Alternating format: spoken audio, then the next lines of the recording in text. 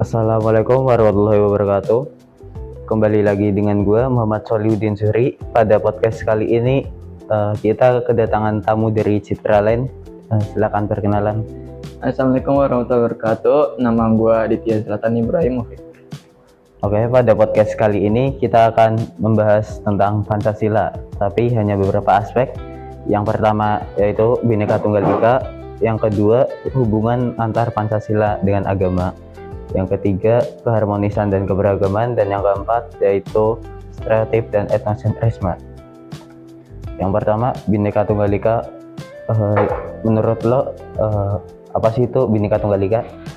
Menurut gue ya, Bhinneka Tunggal Ika itu kan dibikin oleh Empu Tangtular dari kitabnya.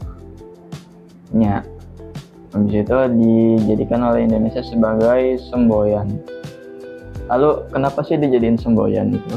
Nah, Bhinneka Tunggal Ika dijadikan semboyan oleh bangsa Indonesia itu karena Bhinneka Tunggal Ika kan bunyinya berbeda-beda tetapi tetap satu jua. Nah, itu ada hubungannya dengan Indonesia yang memiliki banyak sekali keberagaman di dalamnya. Seperti banyaknya suku, banyaknya ras, banyaknya kalangan-kalangan gitu lah.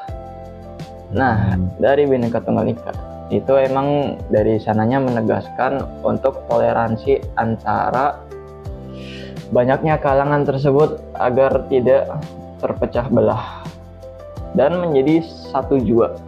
Nah, itu dia. Okay. Kalau menurut kamu sih Zuh, apa itu Bhinneka Tunggal Ika? Kalau menurut gue sendiri kan pada masa itu kitab Sutasoma dibikin pada masa Kerajaan Majapahit, yang di masa itu penduduknya adalah penduduk dengan beragama Hindu dan Buddha. Jadi Bhinneka Tunggal Ika tersebut bertujuan agar kedua agama itu tidak saling bermusuhan dan tetap satu, karena mereka dalam satu negara yang dimana memiliki semboyan Bhinneka Tunggal Ika gitu.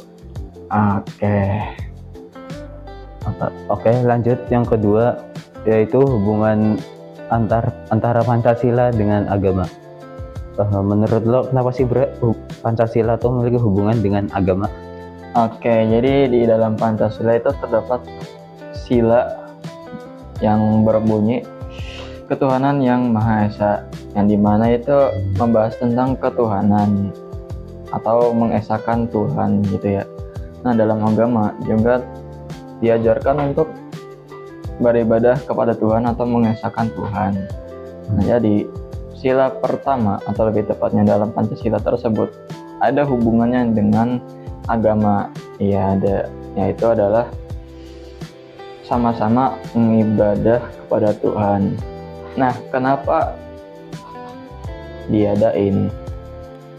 Karena Indonesia itu memiliki banyak sekali agama. Nah, jadi dibikin ada sila pertama yaitu ketuhanan yang Maha Esa, itu supaya agar saling toleransi juga. Tidak ada yang saling kayak tidak respect lah, ada yang mengganggu-ganggu gitulah, enggak. Jadi hilang gitu, saling menjelek-jelekannya hilang. Ya menurutku sih gitu ya. Kalau menurut lu sih? Kalau menurut gua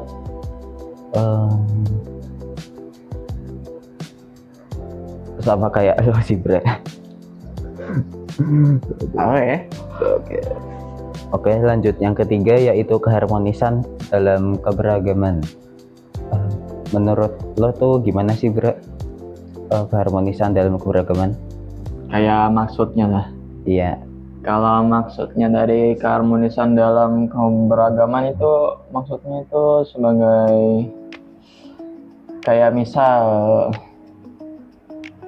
kan Indonesia terdiri dari banyaknya keberagaman seperti suku, ras, agama, budaya. Dan jika tidak ada keharmonisan atau tidak adanya harmonis dalam keberagaman tersebut, mungkin adanya yang terjadi kayak Perpecahan. ya perpecahan gitu. Nah, jadi jika emang ada perpecahan, mungkin bangsa Indonesia juga mungkin terpecah belah. Ya menurut gua sih bakalan terjadi seperti itu jika tidak adanya keharmonisan dalam keberagaman.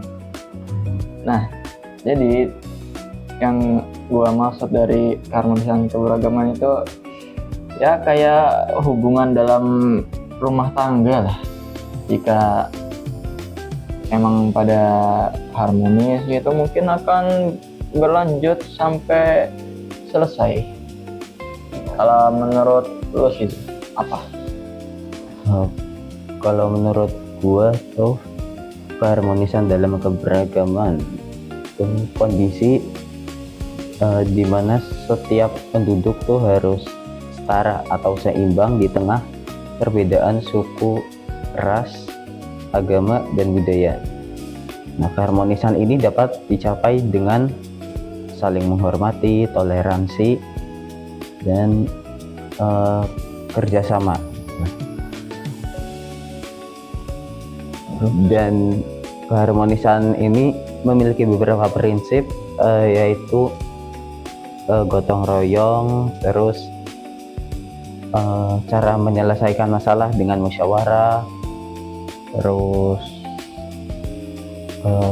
kesetaraan atau egalitarian. Jadi gitu. Bener. Oke, lanjut pembahasan yang keempat, yaitu stereotip dan etnosentrisme. Menurut lo, Bra, apa itu stereotip dan etnosentrisme? Stereotip kan artinya prasangka buruk ya, dan etnosentrisme berarti merendahkan budaya lain dan mengunggulkan budaya diri sendiri.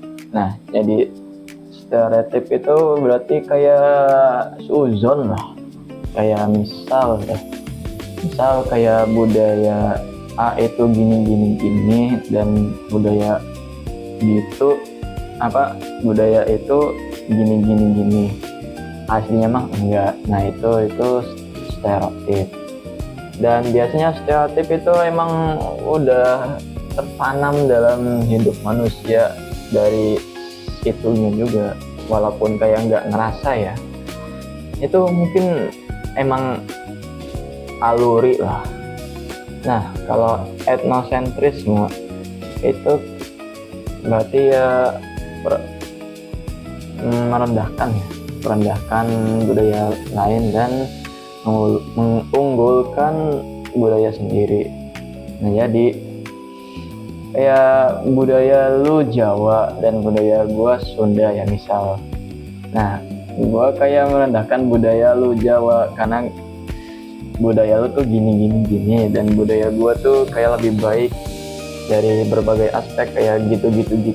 Nah, itu etnosentrisme. Dan bagi gua ya, etnosentrisme dan stereotip itu lumayan mengganggu untuk mencapai yang namanya keharmonisan dalam keberagaman yang kita bahas dari sebelumnya. Itu adalah salah satu masalah untuk mendapatkan keharmonisan tersebut.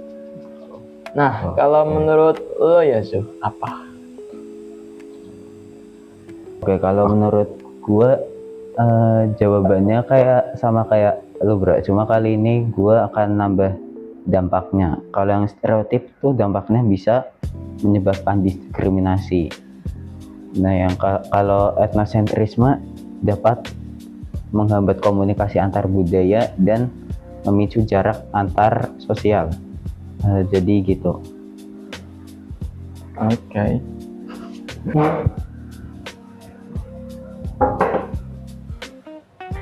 Oke, jadi itu dia pembahasan kita pada podcast kali ini.